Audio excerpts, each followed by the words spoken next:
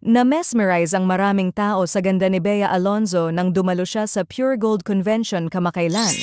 Ayon sa mga netizen, tila lalo pang nag-bloom si Bea ngayon.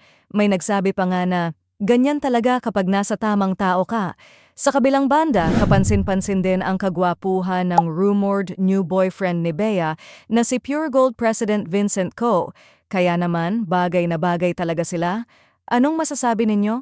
Sana all parang baby kung alagaan. Julia Montes agad na pinunasan ng pawis sa mukha ng boyfriend niyang si Coco Martin noong dumalo sila sa Pure Gold Convention. Sana nga sila na forever. Ang humble ni Coco Martin pero sing humble niya rin si Vincent Co, ang Pure Gold President, na balitang new boyfriend ni Bea Alonzo ngayon. Kung sino pa yung totoong mayayaman, yun pa yung tunay na humble.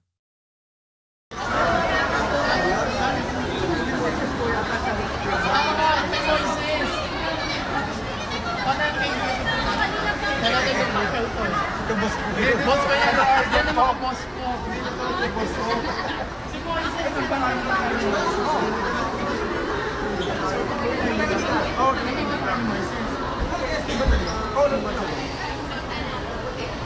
Hindi.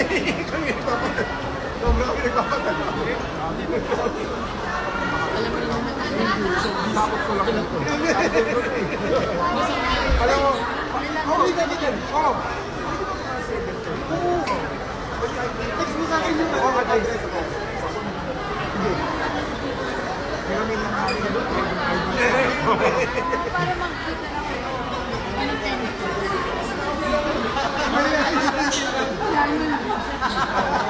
Sige, sige. Usap na, hindi mo na kayo dito sa akin. Ay!